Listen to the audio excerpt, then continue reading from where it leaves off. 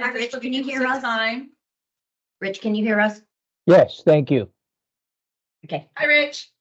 Good day. This time we'll go ahead and call to order. We do not currently have a present quorum in the room, so we will not be able to do actual business. But also what I'll do is I will come back to establishing quorum.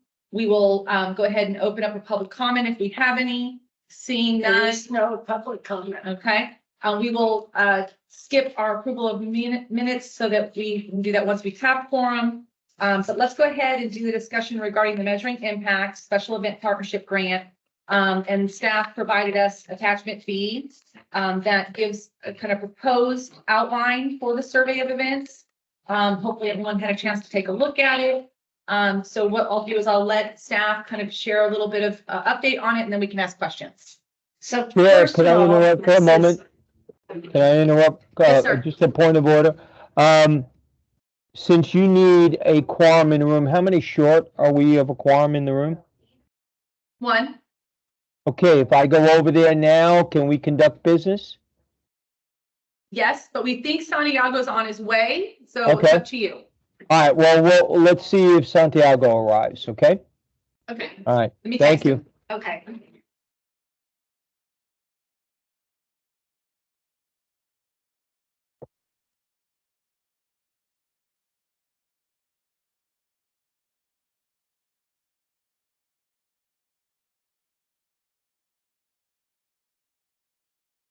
Okay, let's see if he responds to me. Okay, And hopefully we'll let you know, Rich, if we see anyone walking in, and if not, we'll have you scramble so that we can do the vote. So, okay. so let's go ahead and have staff do the overview of the survey and thinking, and then we can open up for questions and discuss. So Eileen put this together and she based it, I think, quite a bit on Americans for the Arts and some of the data that they asked for. Two things, because initially back in 2020, Martine had worked with a consultant prior, and we started doing data and measurements for the Arts Council generally, part of which was an audience survey. So with that, and with some of the information that we also did during the Arts and Economic Prosperity 6 study, I kind of developed this based on those two things together. And then separately, some of the other data measurements, Lisa has kind of been keeping track of the audience growth and vendors and things that we already also had buried in there. So having had that initial conversation about the data measurements, we just kind of started looking at all of this again. And this ties in also to a conversation I believe Rich brought up in a couple of meetings. How do we show the impact? Where's the hard data? Right. And this is another possible way of getting some hard data. And a survey during the Americans for the Arts for the Economic Impact was the audience impact study got a lot of the data from that, and the rest was from financial records. So that's kind of, the other thing, the new rubric is much more specific about tourism and so we're modifying the application just slightly to accommodate. And this will give some good. I see some flow. I think that's Santiago. Park will be fast. At least we can see a tow truck. This would be, something that could be hard information for Visit Tampa Bay as well, and maybe show a little bit more how the cultural assets have an economic impact. They do bring in travelers, and to have some sort of really good information about that. So this is being sent, if I'm jumping ahead, but to attendees of all the events. Right, and not necessarily all of the attendees. It could be a random sampling that's what we do for the Americans for the Arts. And they don't allow us, that survey, to send it out remotely. It has to be in person. So that's a decision this board can make about if you want to accept it remotely or if it has to be done on site. That was going to be my core question, beyond looking at the specific questions and specific measures and how we then, kind of extrapolate that data. It was going to be what's the delivery model and how do we extract this? Because again, most of the grantees that we are giving our grants to, again, it goes back to some are very sophisticated, some have the ability to email and encourage, and others it's just a show up day of. There's different levels of engagement with the attendees. So I guess what is that ideal state? How does it most effectively work with our group of grantees? You go first. Okay. I mean, we did run into this during the study that I was just working on, where we had to distribute something very similar to this, that, exactly what you're saying, people have different ways of doing it. So there were people who did physically like hand out the survey at their venue. They just printed it, they left it at seats, that sort of thing.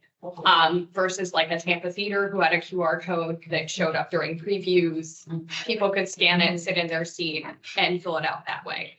So I think it just kind of requires some level of flexibility, and ideally, I don't think I'd want to set a specific, you need to collect X number of surveys parameter around this until we've started it a little bit and seen kind of what the capacity is for these organizations to be doing this. And that was all in person. So then we get to the other part of it, which is the reason that they want this done in person for that economic study is that people will better remember some of these numbers, right? They will have just bought a drink or dinner. So the idea is there's more accurate data if they're doing it when they're at the place than when they're doing it later on and may have forgotten that they parked or they got something that they Or got. we'll Santiago, we Right. quorum now. I always love to do that late forum, So I don't know where I parked because everything was. We saw you, John. We saw you far. So I'm like, okay. So let's pause the discussion regarding the measuring impact, and let's go back to number 2. We will establish that we have a quorum in the room. So we can do the business of approving our meeting minutes from March 29th, 2023. Hopefully each of you have had a chance to take a look at them. Motion. I need a second. All those in favor say aye. Aye. Any opposed, say no. And Rich, thank you for being willing to jump in your car and come over. So let's go back to the discussion to bring you up to speed. Staff has proposed this potential audience. And if you want to just do the elevator speech of the kind of the research and why, real quick, bring.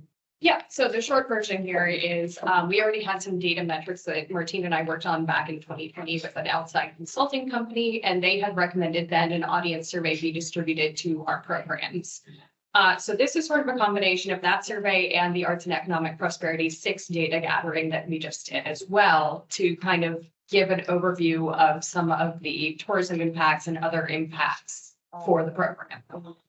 So we were just starting to talk about like distribution, the capacity of the organizations to. And of special interest to you, since you were here when we discussed the rubric. The rubric now has much more specific tourism. Like that. Somebody on the online, somebody can please check to mute yourself. Thank you.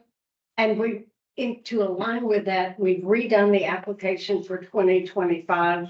So it will be more specific towards tourism. And that's another kind of tie-in to what we're considering. And we were just talking about, how to distribute and all that. We haven't decided. This is just for review of everyone. How could it be better? So Elizabeth asked the question of, kind of how does this get delivered to the audience? And again, with that mechanism, then we followed up with, if we're to deploy this, considering the unique nature of the grantees that we have, some small events may not have the same capacities as, say, a Gasparilla Music Festival, and some may have the capacity to do it via electronic emails, QR codes, and others don't. So we were having that be elaborated. And that's the case when we do the economic impact study, the audience surveys. Americans for the Arts will not allow organizations to send it after the fact. That's the biggest complaint I get, quite honestly. Yeah. They're at an event, they're doing something, and they're trying to get a volunteer to have them fill out a survey. But after you get home, you get something and it's much more, but I've gone through 4 of these Americans for the Arts surveys, and the small organizations are always very upset that they have to do it while the people are there. They don't have enough staff for it. So, that's just what I've heard from past surveys. But I have a couple of questions, especially around the tourism side. What specifically would that rubric look like, or those questions look like for the audience? If you're including, for example, thank you. And again, we haven't started talking specifically about the question, like the first question on the table for Christian was kind of This is just a grant. not the what, the how, right? Okay, So got it. how does this get delivered so that there is efficiency, that there's, going to be something that as data is collected, that's going to be able to be extrapolated out from in a meaningful way? Because again, if you only get 1% off of one event and you get 10% off of another event, right? What's that, efficacy going to be? So the reason I asked is because in the past, there's been a debate about whether a specific event is a destination driver, right? And let's use the biggest that we have, like the Gasparilla Day Parade. How many people travel to the destination specifically for that event? They block it out on their calendar. I'm going to Gasparilla next year. I'm spending 3 or 4 nights there. Or the opposite. I'm a local, or I'm just in town and I found out this cool thing is happening and I'm going to it, because there's a big difference between the two. And so that's kind of why I was asking that question. And then secondly, the issue of doing surveys during events has been prickly in the past, for lack of a better word, and inconvenient.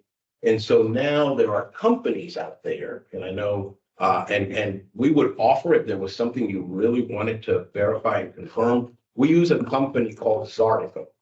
And Zartico has a technology that can, by cell phone and credit card and a number of other methods, figure out who's a local, who's not a local, who came in from out of town, what they're doing during those few days. They can actually track pre and post event. We use it a lot. Because it makes us all honest, right? It makes us all honest when people say, "Oh, my event contributes 10,000 room nights to the destination." Really? Okay, well, let's check that. Let's see how many locals were at your event. Let's see how many, and it's so precise. I mean, we used it for the first time during the Super Bowl because there are a lot of questions swirling around what kind of economic impact are you going to have with the Super Bowl during COVID? And number two, when your hometown team is in the Super Bowl and you don't have 2 visiting teams with 2 sets of cities coming to you for the event. And so it was so precise that it could tell us how many people were here from Kansas City, how many people were locals, how many people were from other parts of the country that just love going to Super Bowls. They don't care who's in it. And we could track these people. So you could see them at the game, you can see them downtown, you could see them at the Hard Rock, you could see them at the mall, and it's pings and heat mapped, and we can track all these people. And at the end of the day, they could even tell you what the economic impact was for the event. It's called Zartico, Cartico. So And we use it now for a lot of things. When we have a convention, when we have, it all depends. I mean, we have a modular where like you can build it out and. Yes, and depending on the event and how many days, there's a calculation for all of that. Because again, we want to be transparent and we want to be accurate, and we don't want to inflate or exaggerate impacts of things. And so we use it now a lot. We use it for Broadway shows. We use it for special events that are occurring in some other part of town. And we were one of the early users. In fact, they had their conference here a couple of years ago, because they've gone, global. Everyone is using that. And there are many others. But this is one that we find uses a lot of data points that can give us probably one of the better accurate readings. Would the Visit Tampa Bay subscription to this platform be something that's transmittable to like the events that we're doing here? And I think, pass through. We probably couldn't afford every single event we grant an award to, but if there was a specific one and you say, hey, there's one or a handful randomly that we want to track, we could certainly, we support the county in every which way. So if this was something that the county really wanted to talk to us about, we say, we're going to Zartico it. That's what we always, we're going to Zartico, and I'll leave the other words we use, but we're going to Zartico it, and we're going to figure out exactly what is real here. So Have you ever had someone resistant to allowing you to track their population? Have you ever had any resistance? Well, from people the don't audience even track? know what's happening. No, the people don't know. I mean, it's all anonymous, right? So it's a number, it's a spec. They don't tie it to Martine or Santiago or Patricia. It's just a number, right? That they can follow and track all of your activities. You know, if you're using your credit card and you're spending money and it's tied to that cell phone, to that account, they know that you went to the Hard Rock and you did your things, or they know, you know, you went to the mall and bought whatever. I mean, it is scary stuff, but it's very, in fact, we have people asking us to do it. So it's They like, we sanitized. want to know our economic impact, good, bad, or indifferent. We want to know if we're making a difference. So we've actually had groups say, we want you to use your technology Does to the let us group know. have to buy in and have to agree to it for their event, or is it something that is done You're just- passively? No? Is it only for paid events or is it free events as well?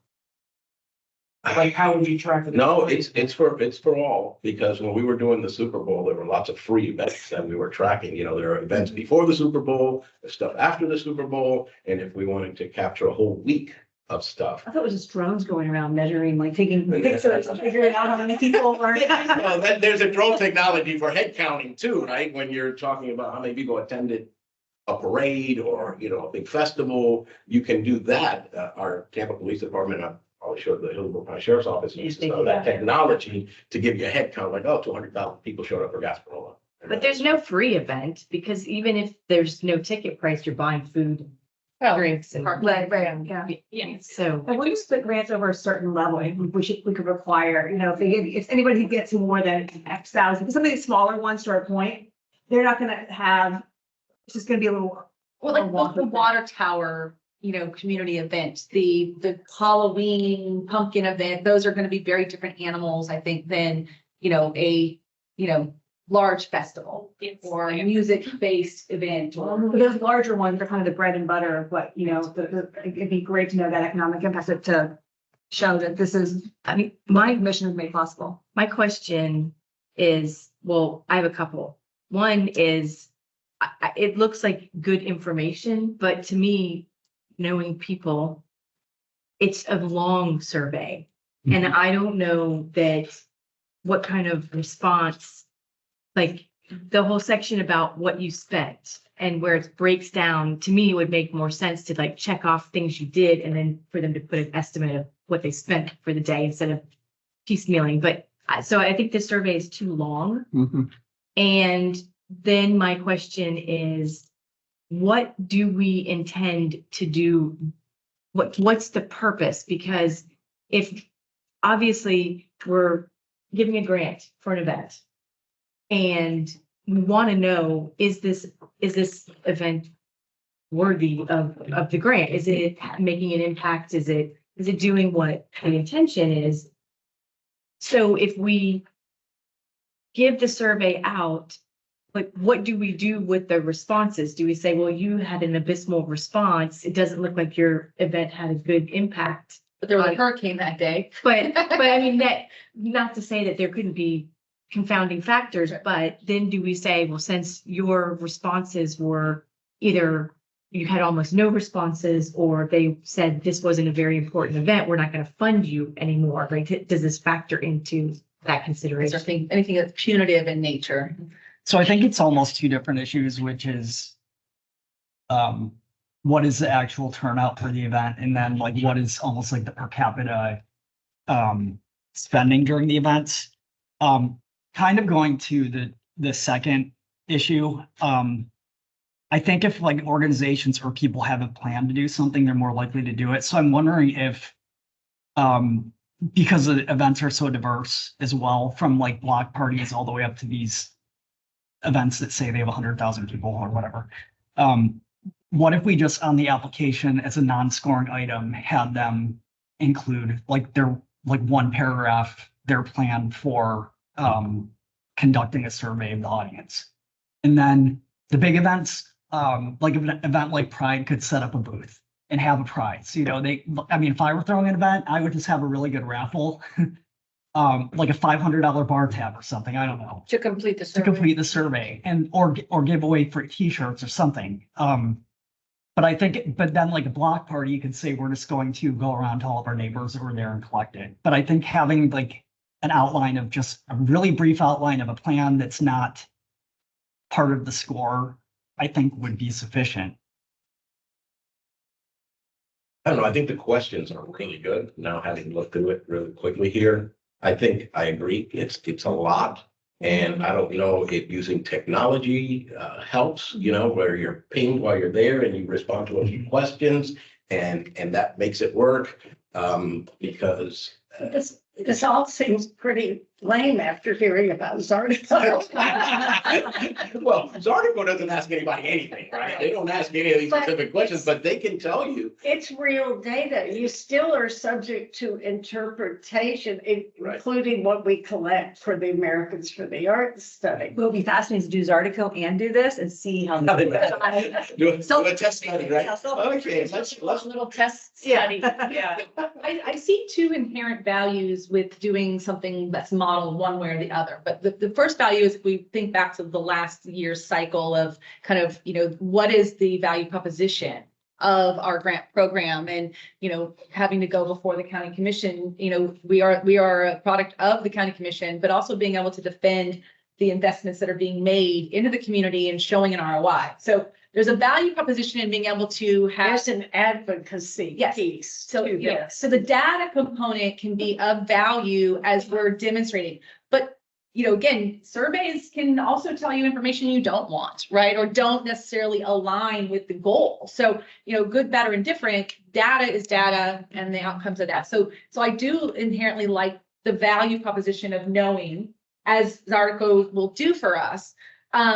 As for the ongoing conversations we've had as a committee about assuring that what is being presented to us in the application, what is being delivered on the back end, and assuring that the investment is being honored appropriately. This has been something that has threaded and weaved through all of our conversations that, are the representations being made the actual outputs that are, but for, something an anomaly, they got rained out. I mean, it is what it is. There with the art festival. Exactly.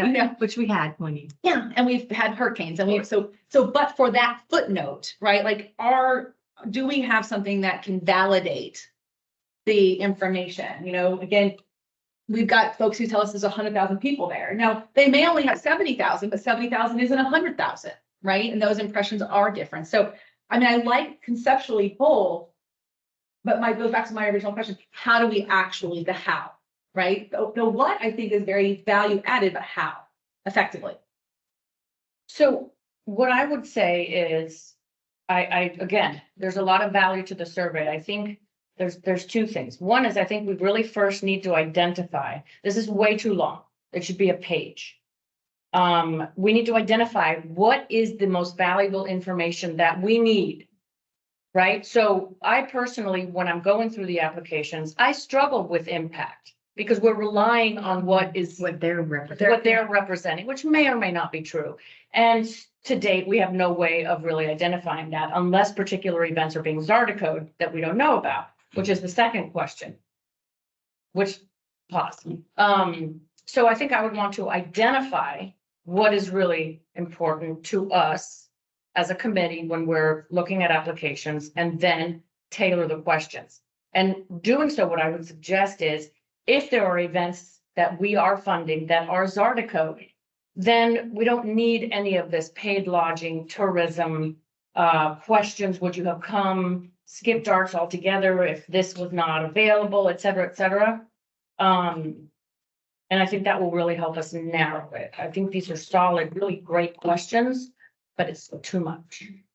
Yeah, I think if you were going to do a survey of any kind, I think 5 questions top on some app that while somebody's there, they get pinged. Would you like to fill out this survey while you're at this event? You have 3 to 5 questions. You boom, boom, boom. You're done. It's captured if you go that route. And again, we'd love to be able to help you with this. Since I was late, No, peace offering, right? no, but you make. I was 10 minutes late and I couldn't figure out which part and where to go. But I think, it benefits all of us, right? If you're investing $10,000-15,000 through this pot of dollars an event, and you can prove that the economic impact was $100,000, and you're advocating to continue to fund events, and you can prove that there's this huge economic impact to others. They spent so much on food and beverage, they spent so much on lodging, they visited so many small businesses in town, they stayed 3 or 4 days. I think there's value and justification for the investment. And so I think, picked randomly, or we decided we wanted to target a few after so many years that we've been funding just to true it up. I mean, I think all of that can happen very easily. So if we, if the survey is a sample, I was just like, you brought up like 70,000 people. Like, let's say you do an average of 100 surveys, people spend $30 a piece. That's a 70,000 person event. That's already $2.1 million that's been spent. I don't think it would, especially with these events where people are paying admission, I think that the amount of money that's actually being spent at the event is going to be a lot higher than we actually thought. To me, the key thing though, it's like, what is the actual attendance? But it's like you take that sample and it's like the estimate of like the average of what people are spending. But getting that accurate amount is just really important, because with some of these events, I've seen official figures. I've like talked to TPD or whatever, kind of gotten their estimates, and they're just like all over the place. Yeah, I mean, like you have events that say we have 60,000 people, and then TPD is like, oh, they have like 20,000 people. And this is the other thing. It's like the event organizers have incentives to have higher numbers when they're looking for sponsors. But if they have to pay for security, and they have to pay for like road closures, and they have to pay for a certain number of paramedics or the fire marshal, that's based on the number of people at the event. So then they may be telling like the city when they're doing permitting that they have a lot less people. I mean, so what is the actual number that we're You know talking what, and that's an interesting, because we do get their permit applications as part of the package. It would be interesting to see. I never even looked at that to see if there was a disconnect between the permit application and our application. Now, I'm gonna be looking at that. And then you have to go back to the actual event, right? Yeah. Volunteers, not a lot of paid staff, what's the sophistication as far as counting heads and figuring out, paid versus not. I mean, there's a lot that goes into some of these events, and, good people doing great work, but not a lot of resources, not a lot of sophistication. So you have to, because they don't have the resources to have the sophistication, right? We can pay this article. They probably can't afford this article. So it comes back to that as well. So it may be just innocence or a lack of resources that contribute to some of these numbers being all over the page, because they just don't have the wherewithal to get it that accurate. Well, and then one other thing, like you take a parade for example. I think a parade organizer would basically tell us like everybody who's on the street that day was there for the parade.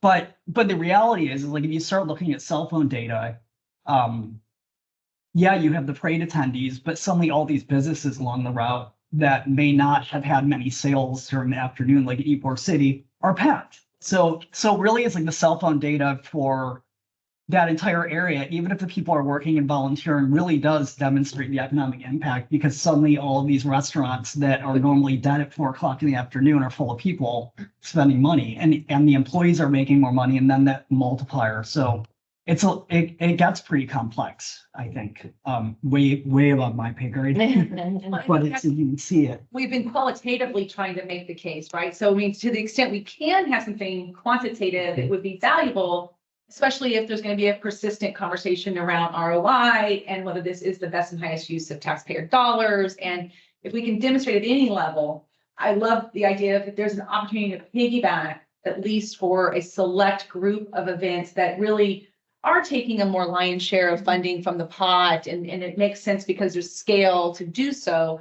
And then I also like the idea, I think someone said that Tampa Theater had used a QR code, and if it's a 5-point survey where it's easy, there's some incentive. I mean, it could be as much as get a 10% off coupon to something, or get a free drink, or whatever we do, right? I can see that also, but that's more for the validity of what we do. And so that data would then be fed back into our system that says this group said X, this is what we agreed to fund based on this is what the final outcome is. And it doesn't mean that it naturally will be a punitive thing and all of a sudden they don't get funded. It may just mean that that gives us more to be mindful of or have scrutiny around. And it will just give us information for future evolution of our model. Or things to look out for when reading the application. We're like, oh, there's a big discrepancy here. That's interesting. Well, we'll give them the benefit of the doubt because it's their first time. So let's keep an eye on it for next time. But if 3 years in a row, we see an overestimation and an under delivery, that's a conversation can be had. And unfortunately, that falls to the staff. When the application comes in, it's like, hey, 3 years in a row running, you explained it 1 year with this anomaly, you explained it this year, but you're not trending. Right. And the closer it's aligned to what we do, the easier it is for us to justify that expense of this article, right? If it's a neighborhood block party, not so much, right? Right. But if it's some big event that we're touting 100,000, 70,000 people, multiple days, that kind of thing, that makes sense for us to say, yeah, sure, we'll do that one. We'll do that one for you and give you the report. It'll be our report, right? We'll have the report. You'll have the report. I like the hybrid approach. It's like, the larger ones, and I forget, I don't know if you know off the top of your head, but how many are in that, like, Well, we have a few. I mean, Several. After all the years we've been on here, we've had I quite a was few. gonna say, can we go through the list and see which events have already been Zardicoed? We can. That would be good intel. Yeah. That'd be great. Mhm. And that gives us I a can do that. baseline.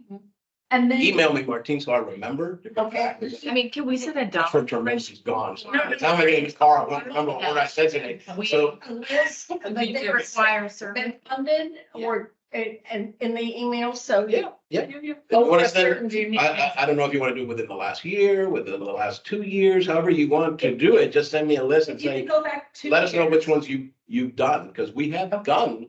I'm sure Quite a few. Gasparilla Music Festival. National Arts Festival. Maybe the Cuban sandwich, that's. That's, no. We're not used to it. Right, yeah. Well, I didn't know we were after all this information until a few minutes ago, but because of this survey, but I think, yeah, we may have some of your awardees that we've already done. Well, let's do this. Let's go back 2 years. We'll provide the list. They'll cross-reference that. Anything that does populate, we can have a baseline You report. want a cutoff on the amount of funding that they got. Let's, I think inherently that's gonna happen. Yeah. I say it's tracking. So just so everybody on the list, they're gonna do a cross-reference. The ones that hit are gonna be the ones that made sense for them anyways, which are probably the ones that make sense for us. Which are the bigger. And believe it or not, in the past, we used to do this. Mhm. In the past, we'd hire people to go and do this. They'd go out and hang around these events Yeah. with a clipboard and ask all these questions because we've been tracking the difference between a driver and a non-driver. So we've been doing that for a while. But now we don't even have to interfere with what's happening. We're just having it At done. least you in pay an people, atmosphere. it's volunteers doing it for the Americans for the Art Study. I'm a little skeptical about some of the results. And some people are jerks, because I can be a total jerk and get a survey after I've attended an event and say, I had a great time until I got this survey. So I'll give a question. So it seems like, I mean, we're gonna find out with the cross-reference, but it seems like maybe what we would like to do is set a dollar threshold for a more sophisticated survey system. And then, but I still think that the smaller events should do some sort of survey. Even though it might be more rustic and it might be a physical piece of paper. So basically a tiered system. I think a hybrid, would be. Yeah. So if we're doing Zydeco and we're able to, or am I saying it right? Zarticle. There is a side effect. I know. Two very different things, both of those. You might get some food from Zydeco, you might get some data. Awesome. But anyway, so if we were to look into a collaborative partnership to layer this in at that bigger, higher, kind of, and then that's an ROI, kind of value position. Then if we were to look at doing something that is potentially a 1-page, 5-question targeted, we could scale this to where we could be impactful for the smaller events. It's paper, it's old school, but could also have that converted in where it's electronic with a QR code. So if an event wanted to adopt the QR model, they could, or if they wanted to adopt the paper model, And then the question to us is, do we make that a requirement of a grant? Right? I think yes, because I think it's important for the people putting on an event to know that there is a form of oversight. And I mean, when we do in Temple Terrace, we offer grants to the schools. And all of the teachers that accept a grant have to give us an evaluation of the usage, the results, all of that. So I think everybody should be And At least attempting. Yes. And if we were asked to Zarco any, it would be better for us if we were asked to do it after this fiscal year ends, since we'd have to budget Well, for some, and we have some in the past, so those are done, right? But if we were asked to do any in the future, it would be better for Visit Tampa Bay after September 30th, because we're almost done well, with this that's fiscal why year and our the funding. timing would be because we're gonna, Yeah, have so it those. would be better next fiscal. that's why we're having the conversation now. This Yeah. doesn't kick in until the 25 fiscal year, but it's a big issue. And the first thing, it has been sort of churning around for a while. Yeah. Well, as the chair, when I had to go stand before the county commission to make the case, even though we are a body, ordained by them, if we had been doing this, this would have been one of my talking points. And I would have used specific events as case studies. So, I do think, and I think, again, we have talked openly and honestly about this. It is one of our charges to assure that the best and highest use of these taxpayer dollars is being, to the best of our ability, with instruction, right? We want to make sure that we are having accountability in the system, that there's transparency in the system. And if in fact we find that there may be, I'll call it underutilization of the funds, that we cure for that. This will be one more data point for us. And it'll also be something that is not subjective or, qualitative. So, yeah. Well, why don't I communicate with you, send you the list? We'll take everything you guys have said and take another step and maybe make a recommendation for the tiered system. What should be the cutoff? And because the 5 questions go to this and the other is considered at least for this. Get all of that together and then give you guys a report back at the next meeting. But you've given us direction, and if we were going to implement it, at the same time, we're implementing a new rubric and a few more application questions. It'll be seamless. Let's as a committee talk real quickly though. So those 5 questions, right? So if we're to pull this back, what are those 5 data points that combined? Because remember, there has to be some consistency or congruency in them being, put together. So, if you have household income, does that translate with another question, right? Like which 5 do we need to have in order to be effective? I think this can be one, and it can be a drop, like how much did your family spend between 0 and 20 and 50? And then I think especially with apps. And Which number are you looking at? Yeah, I like that format. Money Yeah. spent. This list of them, is Yeah. that the total? Yeah. I think we don't need anything about travel. Because at least from my thought process, it's not a tourism type. Yeah.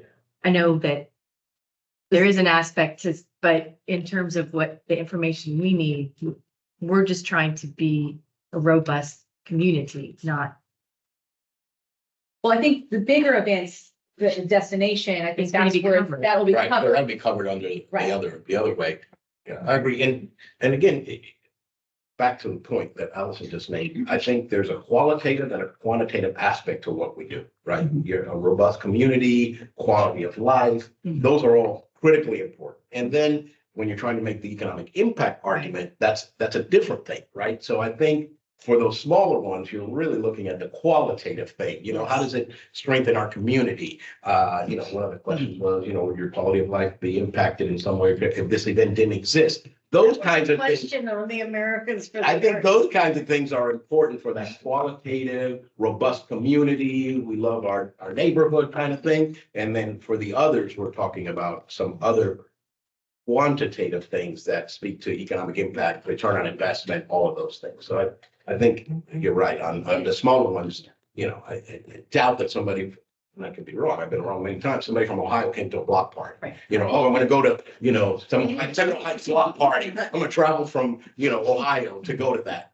Someone's not going to take their kids Could to pick happen. up a pumpkin. Right. Right. Right. 100 miles away. Now, I have seen on surveys where it just asks you how far you traveled from versus getting into this like I like major that, detail, yeah. just because like I live in Sethner. I visit Tampa often, but I keep my boat in Pinellas, and I actually technically travel to my boat in Pinellas, and I go to Treasure Island all the time. They have a sandcastle event there, right? So they're going to see that they've captured somebody who doesn't spend money in Treasure Island very often if they surveyed me, right? So so again, I travel. I take my boat from one marina in Pinellas, and I bring it over to the convention center docks for events. So you would capture some information with how far did you travel versus trying to have them fit a box. I think also we have a lot of cultural, like when I say, like based on different ethnicities. So it might be good for us to know ethnicities, like the Cuban festival, is that attracting more of the Hispanic population?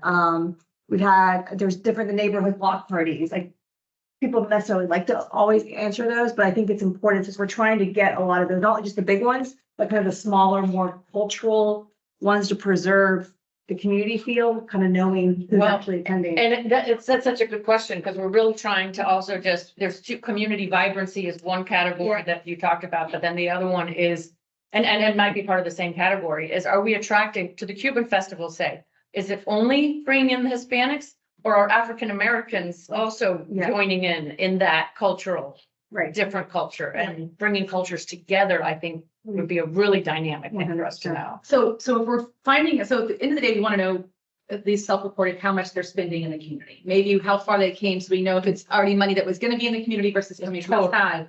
And then kind of what is that, complexion of the community that's coming. So I think that the ethnicity, I think age could be valuable too.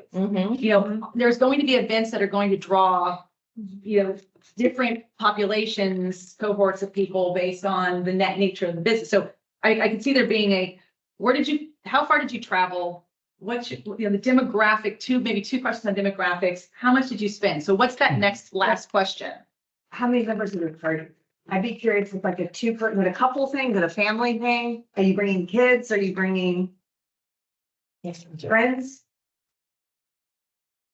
And that just may be the vibe of a different event, because some things are more family oriented by nature, like the pumpkins as opposed to. Yeah, I do like the grid at the top. I like question C to include that it's, or not, it doesn't necessarily have to be phrased that specifically, but that I think that this is an important event for our community, or something phrased. Yeah, so again, community vibrancy. So if we divide things into categories specifically with headings, that would be the lead question in the community vibrancy. So why are you here? Why are you here? Where did you come from? Who are you generally, right? How much you spend? How much you spend? Income matters, though? Not to me. I don't think it matters. Because one of the things that we've talked about extensively is that we don't want to do events and give large grants to those that aren't open to the general population, right? We don't want them to be so expensive or so exclusive that the average person couldn't afford it. Because then that's a barrier to entry. The only time it matters to us is when we want to project spending.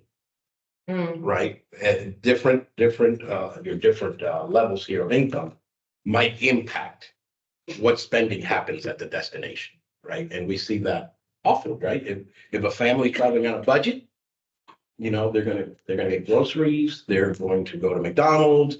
If it's a couple, you're not gonna get retail. A lot of, they're going to Burns, and they're going to a Michelin restaurant, and they're gonna capture abroad. It all depends. So for us, income levels only matter when we're trying to determine what the economic spend might be by that travel. So for this, We're asking specifically how much they spent, so somebody who's in a higher bracket may be reporting higher amounts. Yeah.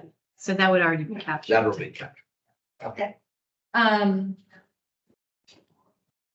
So why you are here, is that gonna be like a reworking of the C? I do agree, I like that C, the tone of it. That would be my suggestion. preserving culture, maybe it's like there's a drop down and it's like, why are you here? It's inspiring a sense of pride, preserving community is important to me, and you can click. Which ones? You Which can ones? do all of them. You could click all the above, but like, I think, preserving cultural assets, preserving sense of pride. Those are all, I'd be good to know. So right now, my notes are that we would have why are you here? Mhm. Where are you from? Just how far do you travel? 2 demographics of ethnicity and age. And then there was, How much do you spend? and then how much you spent. I think that's awesome. No, how many? Now, for transparency, No, how many Yeah, I in the party? How many in the party? I think if it gets to be too much, that one can fall off, but I still think it's interesting. I think that's gonna correlate strongly with the type of event it is, but I'm still interested in, the one thing that could get a little wonky, if we're doing the tiered approach, are we gonna tell the top, say it's the top 4, that they're gonna be Zarda code? So they're not gonna be asked to do this, or should we ask everyone to do this? I think this should be consistent. I think it should be consistent, because I think it's gonna be weird if we ask, sorry, the big ones, you've got more power, you don't have to do the work, we're making the small ones do the extra work. Yeah, no, it's gotta Yeah, be. perfect. Well, if we do it across the board and we say, and it's within the application process, that says that, as a part of this application, you agree and you have to initial that you will administer this survey to all of your attendees, right? Again, I don't know that there's a punitive stick on the other side of it, but, and then we provide them either a print, a electronic copy that they can print and deliver, or we give them a QR code that they can then embed on a program, they give them a sign. Yeah, give them. You give them both, and then they get to pick, right? They gotta do one or the other, but they gotta do it. And then we do, our selective for the bigger, Which is kind of the back office. yeah. Now, my question is, where is the data going to be stored? You're capturing this stuff, right? Everybody's capturing now all this information. Where is it going? How is it going to be used? How's it going to be interpreted? And are you doing it per event? Are you doing it holistically? Are you doing, I think those are all, and the last thing I'll say is, it would be really, really great not to make this really cumbersome. Right.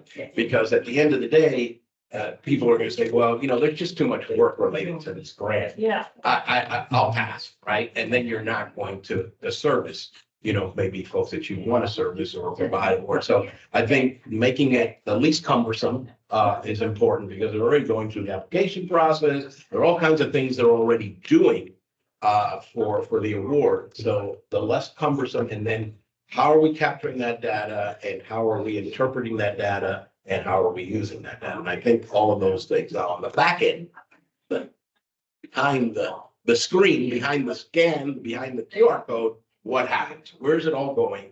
And then who's managing all that? Yes, you get to be the key. I was kind of laughing myself because, yeah, I see this going into an Excel spreadsheet that Lisa and I will probably work on, and, ideally,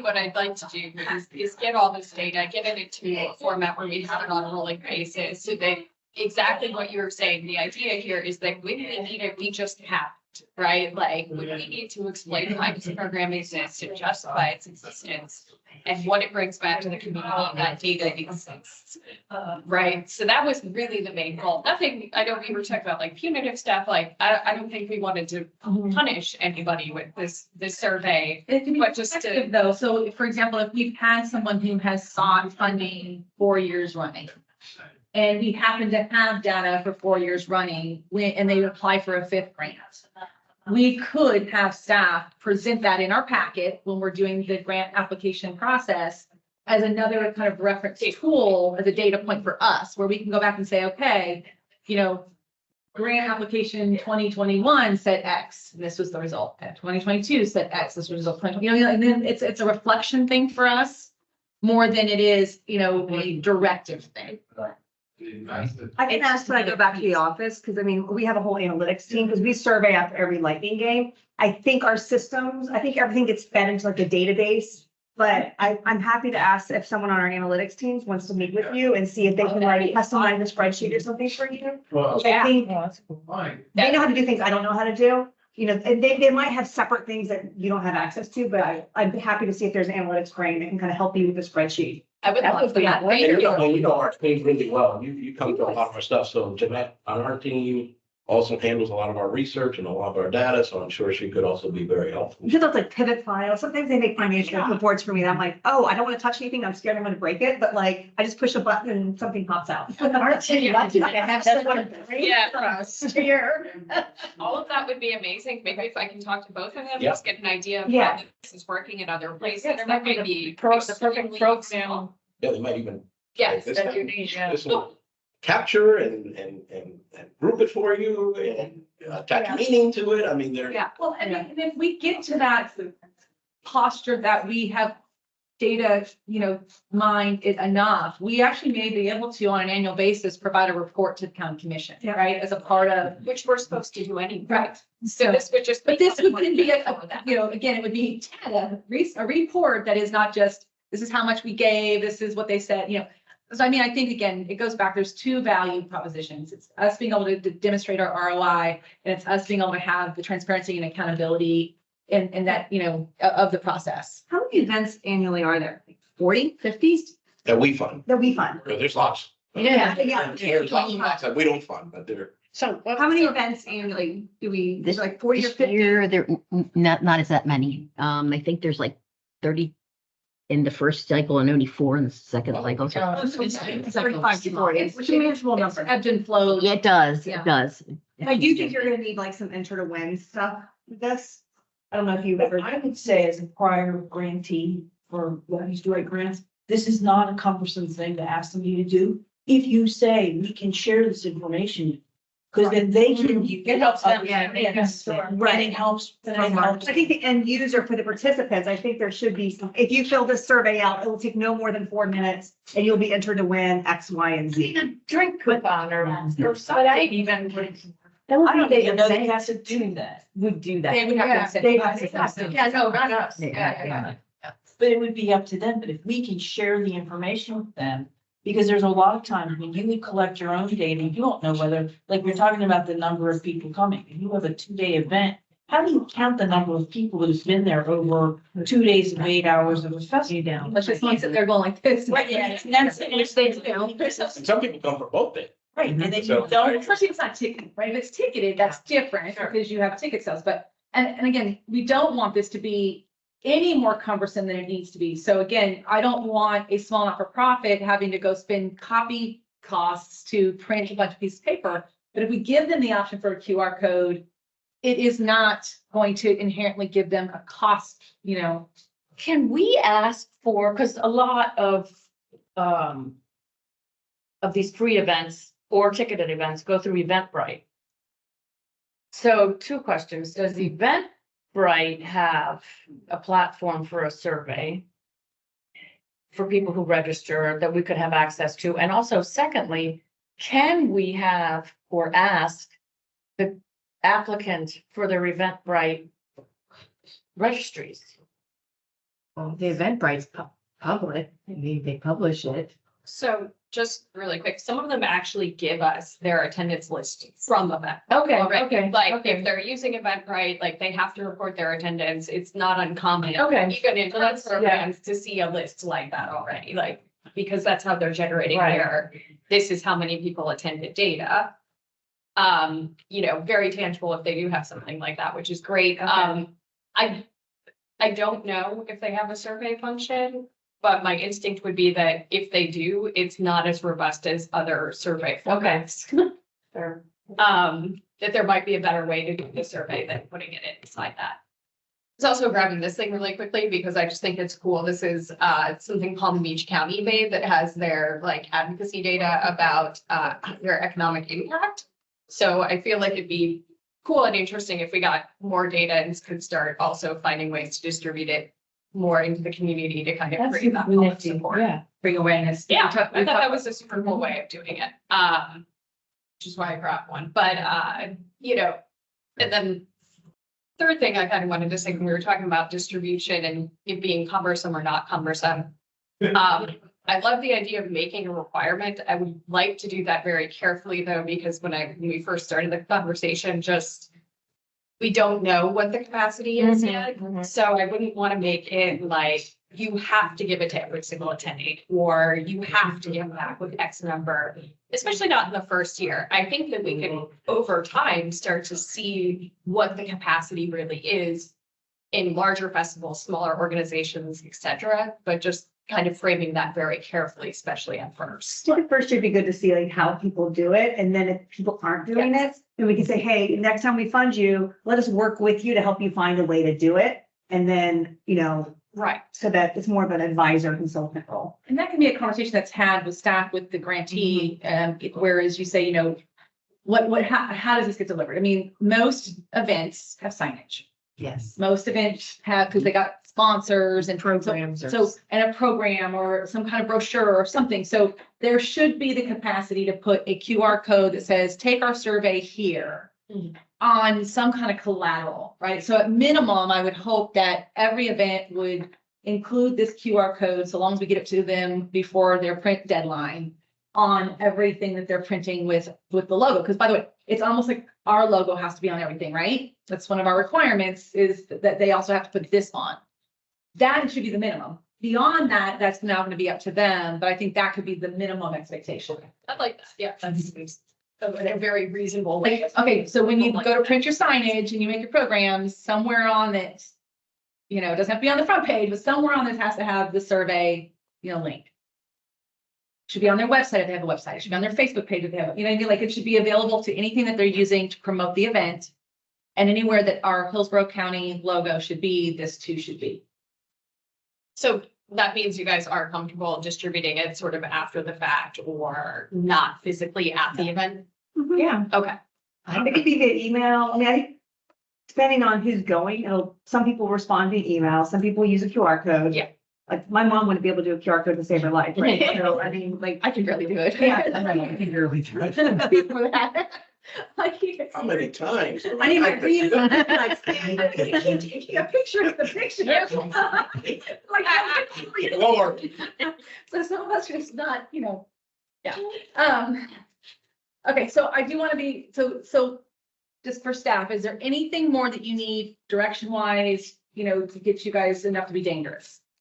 No, but we do want to let you know that the first cycle for 2025 opens on July 15th. So coming up soon, we're getting a lot of interest. I've gotten a lot of phone calls, and meanwhile, concurrent with before that happens, as part of changing the application, we are finally moving to neighborly under the Arts Council. It's still under economic development, which is cumbersome, and also it's not set up as well in economic development as our grants for the ease of both staff so we think we can remove some of the barriers in the application with this transition, as well as putting the new Does information. that mean that we will all get a new email with new login information for Neighborly? Yes. Or will we? I think so. Okay. I think so. So we'll be all on the lookout for the new updated email with our new, when we set up new